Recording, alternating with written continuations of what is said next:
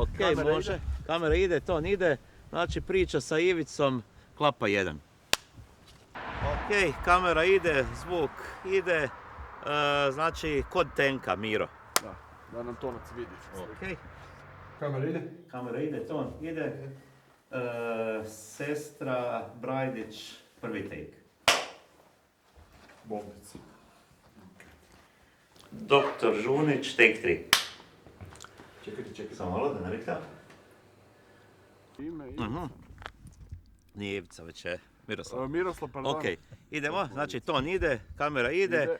Miroslav, mjesto ranjavanja, prvi take. Mogu ja klap? Kamera ide, ton ide. Razgovor sa gospođom Đurđicom, prvi take. Ok, kamera ide, ton ide. Znači, ovo je Đurđica izvan, samo malo da prođe auto. Pa dobro, kaže. Dobro, Đurđica izvan kupke. Polica sam ti reći, ali nema veze.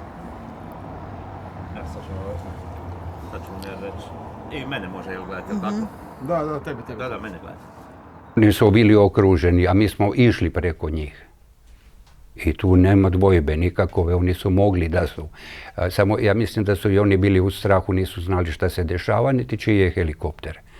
Jer su još uvijek mislili da samo vojska ima ono. Tako su i nas tretirali naši.